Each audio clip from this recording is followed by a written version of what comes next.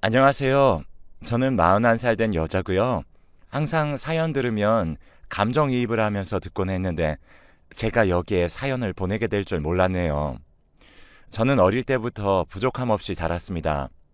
흔히들 말하는 금수저 정도까지는 아니어도 은수저 정도는 되는 것 같네요.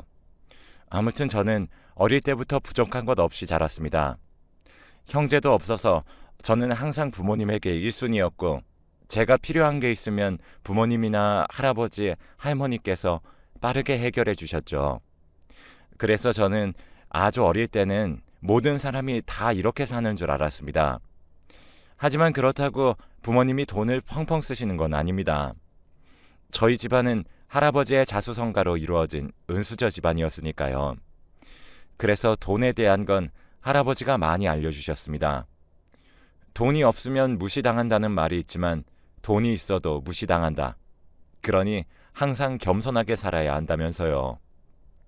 부모님이 어렵게 저를 가지셔서 어릴 때부터 저를 애지중지 키우셨고, 그래서 그럴 때 뭐가 갖고 싶거나 필요하다 말하면 뚝딱하고 생겼습니다. 하지만 제가 중학교에 입학하면서부터 부모님은 정말 필요한 게 아니면 사주지 않으셨습니다. 지금 생각해보면 그때부터 저희 집안이 휘청했던 시기였던 것 같습니다.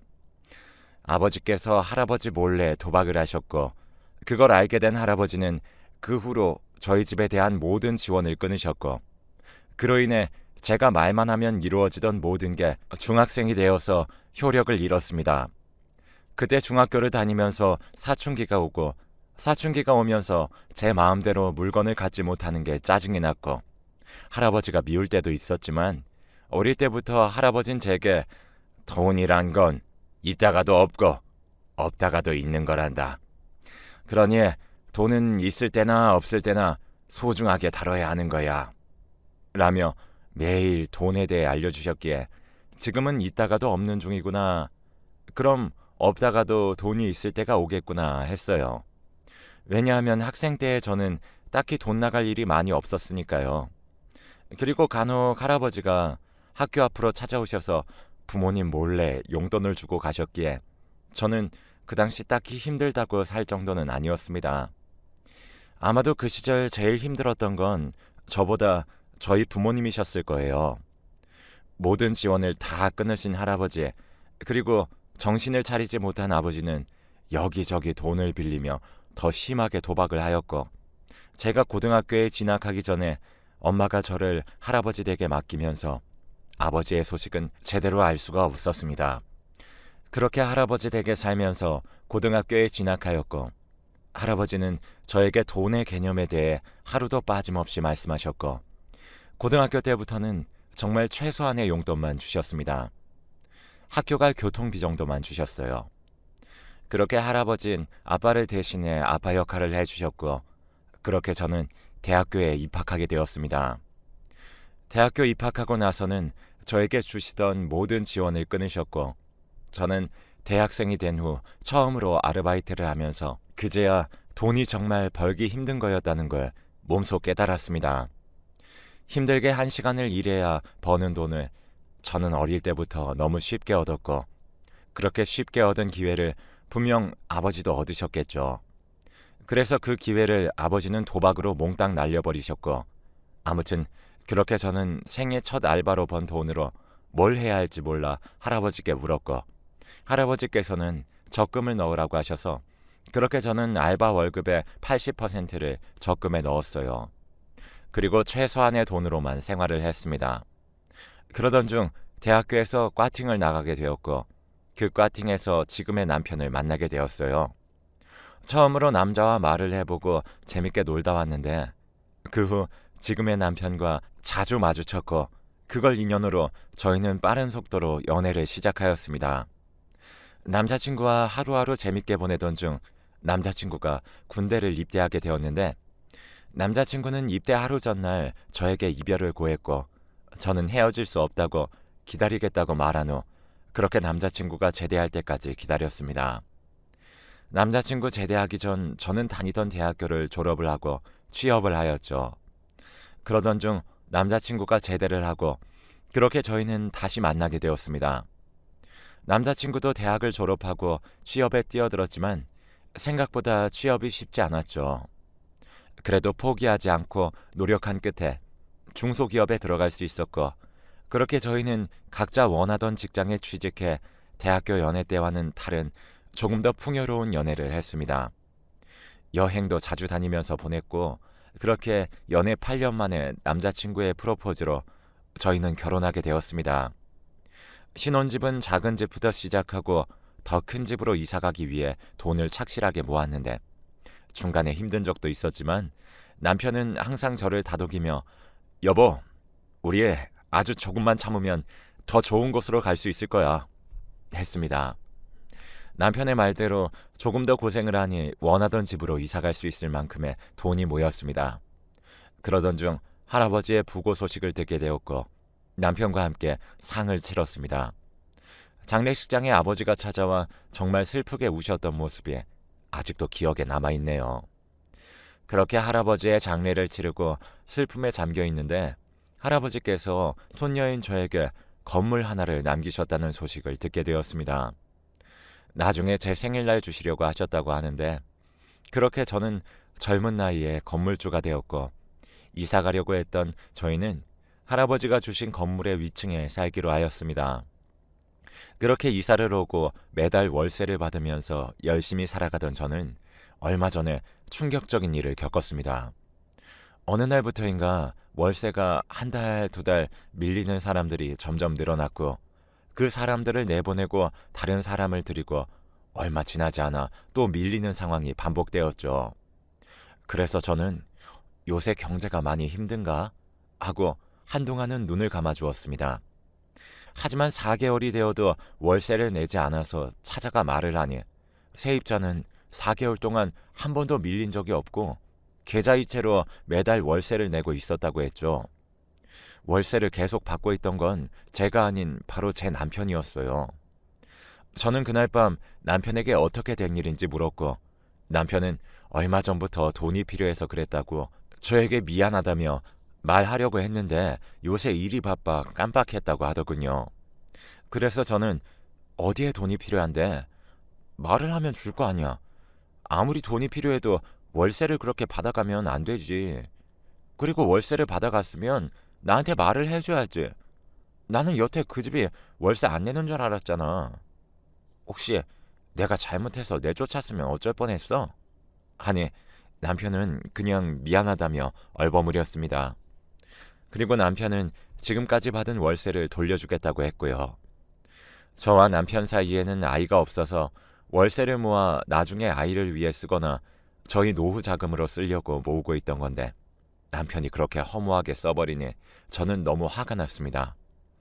저는 계획적인 사람이라 계획이 틀어지는 걸 별로 좋아하지 않았기에 남편에게 그날 뭐라 했더니 남편은 되려 제게 큰 소리를 치면서 남자가 쓸 곳이 있다면 그런가 보다 하지 어디 여자가 알려드냐? 라며 갑자기 제게 언성을 높이며 화를 냈고, 저도 남편에게 아니 지금 내가 틀린 말 했어? 당신이 그렇게 하면 계획이 틀어지기도 하고, 그리고 이 건물은 우리 할아버지가 놔주신 거야. 건물주는 난데 왜 당신 마음대로 세입자들한테 말해서 월세 계좌를 바꾸는 거야? 그걸 들은 남편은 네 건물? 너 건물 하나 있다고 하늘 같은 남편 무시하는 거야? 아니 내가 돈 쓸 곳이 있다고 말했잖아. 내가 하나하나 너한테 다 얘기해야 돼? 내가 네 아빠처럼 도박이라도 할까봐? 나는 자존심도 없냐? 하며 현관문을 쾅 닫고 나갔습니다. 그걸 보고는 저는 정말 어이가 없었습니다. 정말 다정하고 배려심이 많은 사람이었는데 제가 건물을 상속받고 한 1년 정도 지난 후부터 사람이 저렇게 변해버렸습니다. 사소한 걸로 화내고 짜증내더니 이젠 저 몰래 월세를 가로챈 겁니다. 남편에게 가로챘다는 표현이 안 좋긴 하지만 저도 기분이 좋지 않았고, 본인이 뭘 잘못했는지 모르면서 괜히 모면하려고 이러는 것 같아 기분만 더 좋지 않았습니다. 그렇게 그날 남편은 집으로 돌아오지도 않았고 또 전화도 받지 않았어요. 걱정되는 마음에 밖으로 찾으러 나갔지만 남편이 어디에 있는지 알 수가 없었고, 그렇게 새벽까지 찾다가 결국 집으로 돌아왔죠. 그리곤 이게 외박할 정도로 화날 일인가 싶어서 아침 될 때까지 혼자만의 생각에 빠졌고 남편의 입장에서 생각해 보았습니다. 이번에 처음이기도 하고 저한테 말은 못했지만 남편이 돈 쓸 곳이 있는데 부족해서 그랬나 보다 하고 이해하기로 했습니다. 그렇게 아침이 되어 저는 밤새 한숨도 못 잔 상태로 출근 준비를 하고 메모지에 어제는 내가 미안해. 생각해보니 당신을 너무 몰아붙인 것 같아. 다음엔 제대로 말해주면 좋겠어. 라는 쪽지를 붙이고는 출근을 하였습니다. 그러고는 점심시간에 식사하러 가던 도중 남편에게 문자가 왔더군요. 보고 싶다. 사랑해. 라고 답장이 왔습니다. 그러고 보니 일한다고 바쁘다는 핑계로 남편에게 언제 사랑한다고 말했는지 모르겠더군요. 그래서 정말 오랜만에 저도 남편에게 나도 사랑해 하고 답장을 보냈습니다. 남편에게선 그 후 답장이 오진 않았습니다. 그렇게 그날 퇴근하면서 남편이 좋아하는 소고기를 사고 집으로 향했고 집으로 와서 그날 남편과 맛있게 먹었습니다. 남편에게 어제 일에 대해 기분 나빴다면 미안하다고 말하니 남편은 괜찮아 했고 어제 일로 잠을 못 잔 저는 씻고 바로 잠이 들었습니다. 그러다 중간에 잠이 깨서 옆을 보니 남편이 없었습니다. 그래서 화장실 갔나 보다 했는데 집안에는 인기척이 느껴지지 않았고 시간을 확인해 보니 그때 시간은 새벽 3시를 가리키고 있더군요. 이 새벽에 갈 곳이 없는데 대체 남편이 어디 간 건지 생각하던 중 저는 다시 잠이 들었고 아침에 눈을 번쩍 뜨고 옆을 보니까 남편이 옆에서 자고 있었습니다. 그래서 저는 어제 내가 꿈을 꿨나 보다 했죠. 출근 준비를 하면서 남편을 깨우고 대충 아침을 차려준 뒤 저는 토스트를 데워서 길을 나섰습니다. 공동현관을 나서니 3층에 사는 젊은 여자가 있었고 그 여자는 저를 향해 가벼운 목례 후 싱긋 웃었습니다. 저는 그 여자에게 아침 일찍 출근하시나 보네요 했고 여자는 그런 저에게 남자친구랑 같이 출근하기로 해서요 라곤 하더군요. 저는 그렇구나. 좋은 하루 되세요 하곤 서둘러 출근을 하였습니다. 3층 여자는 이사 온 후 한 번도 월세를 밀린 적이 없어서 제가 기억했습니다. 그리고 명절마다 제가 전 세대에 명절 선물을 돌리는데 항상 그 여자분은 감사하다며 답례를 줘서 제가 참 요즘 사람 같지 않네 하고 생각했었거든요. 그러던 어느 날 그날도 어김없이 출근을 하는데 그 3층 여자가 공동현관 앞에 서 있기에 오늘도 남자친구 기다리나 봐요? 하니 깜짝 놀라며 뒤돌아보았고 저는 미안해요. 놀래키려던 건 아니었는데 아니에요. 제가 지금 딴 생각하느라 나오시는 줄 몰랐어요. 하더군요. 그래서 무슨 일 있어요? 하니 여자는 집 변기에서 물이 자꾸 떨어지는데 아무리 해봐도 안 되네요. 하길래 왜 말 안 했어요? 주말에 제가 남편한테 고치러 가라고 전해줄게요. 하고는 출근을 했습니다. 그날 저녁 남편에게 여보, 주말에 시간 있지? 하니 남편은 이번 주말? 아니, 나 약속 있다고 했잖아. 약속 있다고 했다고? 나한테 그런 적 없는데? 아니, 남편이 무슨 소리 하냐면서 중요한 약속이 있다고 하더군요. 그래서 알겠다고 하니 남편은 무슨 일인지 물었고 저는 별거 아니라고 했어요. 그렇게 주말이 되었고 저는 공구 상자를 들고 3층 세입자 집 문을 두들겼습니다. 그 여자는 문을 열어줬고 저는 집 안으로 들어갔죠. 근데 집에 누가 왔다 간 건지 집이 어지럽혀져 있었고 저는 남자친구 왔다 갔나 봐요. 하니 그 여자는 갑자기 한숨을 쉬면서 어깨를 들썩일 뿐이었죠. 저는 고개를 갸우뚱하며 화장실로 갔습니다. 화장실에 도착해 변기를 보니 변기 물통에서 물이 많이는 아니지만 똑똑 떨어졌고 저는 이것저것 만져보고는 변기를 고쳐주었습니다. 그런 저를 보며 여자는 신기해했고 그렇게 그 여자의 집을 나서는 순간 익숙한 신발이 보였는데 저는 신발을 보고 여자를 쳐다봤습니다. 그러자 여자는 또 싱긋 웃으면서 남자친구가 혼자 살면 위험하다고 두고 갔어요. 그런데 왜 그러시죠? 하길래 저는 아, 저희 남편이랑 신발 취향이 같아서요. 했죠. 그러자 여자는 신발이 뭐 다 거기서 거기죠. 아무튼 변기 고쳐주셔서 감사합니다. 조심히 가세요. 하는데 뭔가 느낌이 싸했습니다. 그래서 저는 집으로 올라와서 신발장을 뒤지기 시작했는데 신발장엔 그 신발만 없었습니다. 그 신발은 남편이 정말 아끼는 신발이라 저도 잘 못 만지게 했던 신발이거든요. 그래서 남편 신발 중에 그 신발만 기억에 많이 남았거든요. 그래서 그날 퇴근한 남편에게 그 신발에 대해 물었고 남편은 그건 왜 물어? 하길래 아니 그냥 오늘 무심코 신발장을 봤는데 당신 아끼는 거라고 했는데 안 보이길래 그래서 물어보는 거지. 왜긴 왜야.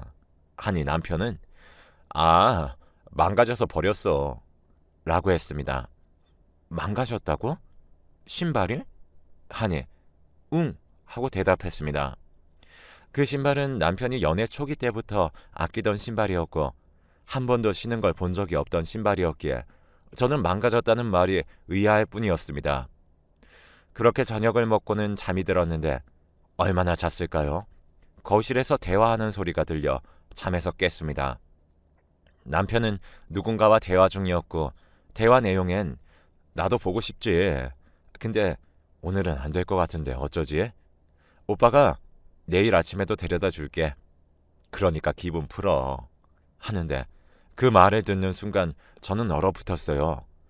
왜냐하면 희미하게 들리던 상대 목소리는 오늘 제가 변기를 고치러 갔던 3층 여자였기 때문입니다. 저는 너무 놀라 어찌해야 할지 모르고 우왕좌왕했습니다.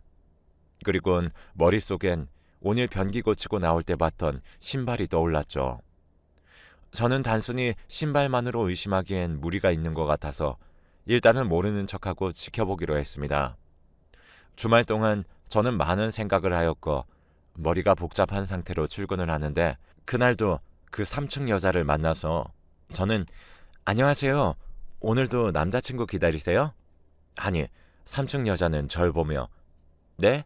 라며 짧은 대답을 하면서 계속 저를 쳐다봤습니다. 저는 왜요? 제 얼굴에 뭐 묻었나요? 하니 그 여자는 아니요. 그냥요. 했고 저는 찝찝한 기분으로 출근을 해야 했습니다. 그리곤 그날 저녁에 남편에게 물어봤습니다. 당신 혹시 3층 여자 알아? 그러자 남편은 갑자기 표정이 어두워지더니 뭐? 라고 물었고 저는 남편에게 3층 젊은 여자 아냐고 물었어. 하니 남편은 알지. 우리 세입자인데 모를 리가 있나? 했습니다. 저는 아니 그런 거 말고 당신 그 여자랑 무슨 사이야? 하니 갑자기 남편은 표정이 급격하게 변하더니 계속 저에게 당신이 무슨 말을 하는지 모르겠네 라는 말만 반복할 뿐이었습니다. 사실 나 다 알고 있어. 그러니까 이제라도 다 털어놔. 그럼 눈 감아줄게. 하고 남편을 한번 떠보았는데 남편이 새하얗게 질려서 저를 보더군요. 그때 아, 이 사람 진짜 그 여자랑 뭐가 있구나 라는 직감이 왔어요. 남편은 거짓말에 소질이 없었고 거짓말하면 얼굴에 다 티가 나는 사람이었거든요. 남편은 그걸 모르는지 저에게 계속 뭘 아냐고 물을 뿐 다른 말은 하지 않았지만 그 순간 누군가 저희 집 문을 두들겼습니다. 저는 이 시간에 집에 올 사람이 없는데 누구지라는 생각으로 문을 여니 문 앞에는 그 여자가 서 있더군요. 그래서 제가 무슨 일이시죠? 하니 그 여자는 사모님께 드릴 말씀이 있어요. 잠깐 들어가도 되나요? 묻더군요. 저는 그러라고 하고 집으로 데리고 들어오고 남편을 보니 남편은 그 여자를 보고 눈동자가 흔들리는 게 보였습니다. 그리곤 여자가 저 사실 사장님 만나고 있어요. 제가 갑자기 찾아와서 이런 말씀 드리는 건 이미 사모님도 눈치채신 것 같아 숨길 이유가 없다고 생각해서 고민 끝에 찾아왔습니다. 하면서 당당하게 말하더군요. 저는 그 자리에서 말없이 남편을 쳐다보았고 다시 그 여자가 말을 이어나갔습니다. 사모님, 사장님이 저를 엄청 좋아하시는 거 아시나요? 저도 뭐 사장님이 싫진 않아요. 사장님이 저한테 계속 사모님하고 이혼하고 저한테 온다고 하셨는데 말로만 이혼하신다고 하시네요. 그래서 말인데 어차피 사장님은 저랑 바람 피우신 거고 저도 바람 피웠다고 인정하니까 사모님은 이혼 좀 해주세요. 제 뱃속에 있는 아기도 생각 좀 해주시고요. 라고 하는데 기가 차더군요. 바람난 여자가 우리 집에 와서 이렇게 고개 빳빳하게 들고 말을 하는데 뒤통수를 세게 얻어맞은 기분이었습니다. 무엇보다 둘 사이에 생긴 아기라니. 언제부터 둘이 그런 사이였죠? 여자는 또 싱긋 웃으면서 제가 여기 이사 오기 전부터? 그러는데 그렇다면 못해도 지금 둘이 만난 지 1년은 넘더군요. 정말 어이가 없던 와중에 그 여자가 또 말을 했습니다. 이 건물 팔면 얼마나 나오려나? 아줌마, 어차피 우리 사장님 안 사랑하잖아요. 아줌마가 좋아하는 건 사장님 건물이라 그러던데 아니에요? 저는 어이가 없어서 웃었고 남편은 제게 아니야 여보, 당신이 생각하는 그런 거 아니야 하면서 갑자기 그 여자를 향해 그만하시죠. 장난도 정도껏 하셔야죠. 하는데 저를 얼마나 등신으로 보면 이 상황에서도 저러나 싶었습니다. 저는 남편에게 우리 이혼해야겠다 하니 남편이 갑자기 무릎을 꿇으며 잘못했다며 싹싹 빌었습니다. 그런데 그 모습을 본 여자는 어이가 없다는 듯 콧방귀를 끼며 남편을 쳐다봤고 남편은 진짜 눈물을 글썽이면서 싹싹 빌었습니다. 그 모습에 여자는 남편을 일으켜 세우며 오빠는 자존심도 없어? 왜 오빠가 무릎을 꿇어? 비는 건 저쪽에서 빌어야지 하는데 제가 그게 무슨 말이냐고 물으니 그 여자는 아줌마, 우리 오빠랑 헤어지면 빈털털이잖아요. 아줌마가 이혼해주면 오빠 건물 팔아서 아줌마 집 하나 구할 정도 돈은 줄게요 하는데 대충 상황을 알겠더군요. 남편은 이 건물이 자기 건물이라고 여자에게 접근을 했고 그렇게 그 젊은 여자와 바람을 피우기 시작했던 겁니다. 세입자 월세를 빼돌렸던 건 이 여자에게 선물을 사주기 위해서였고 전에 사랑한다던 문자도 제가 아닌 이 여자에게 보내려고 한 건데 저한테 잘못 보낸 거였습니다. 그 밖에도 남편이 흘린 증거들이 많았지만 바쁘다는 핑계로 제가 지나친 것들이 많더군요.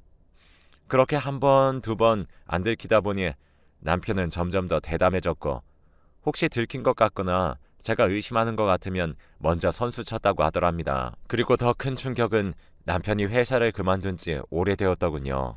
저희가 돈은 서로 각자 관리하자 해서 그렇게 했는데 그걸 이용해 남편은 회사를 다니다가 그만두었고 수입이 없으니 제 건물에서 나오는 월세를 받아내며 그걸로 살아오고 있었습니다. 그러면서 남편은 자기가 바람 피운 게 저의 무관심 때문이라며 제 탓을 했고 저는 남편에게 이혼하자고 하고 집에서 나가라고 했습니다. 그 바람난 여자도 원룸에서 방 빼라고 소리쳤죠. 현재는 이혼 소송 중입니다. 아직 해결되지 않은 게 많지만 정말 너무 어이가 없네요. 남편은 매일 저에게 이혼하면 자기는 죽겠다면서 협박 문자를 보내오고 무엇보다 둘 사이 생긴 아이를 낳겠다고 합니다. 지금 가장 다행인 건 남편과 저 사이에 아이가 없다는 거예요. 그래서 깔끔하게 이혼을 했고 남편 일을 다 잊고 산 지 어느덧 3년이 흘렀네요. 소문으로는 그 여자와 전 남편은 아기를 낳고 살다가 그 여자가 바람이 나서 이혼을 하고 남편 혼자 아이를 키운다고 하더군요. 돈도 없이 혼자 육아를 하는 전 남편을 생각하면 고생길이 훤하다 생각됩니다. 아무튼 사람은 죄 짓고 살면 안 되는 것 같아요. 그 죄값을 다 돌려받기 때문이죠. 아무튼 제 이야기는 여기까지입니다. 들어주셔서 감사합니다.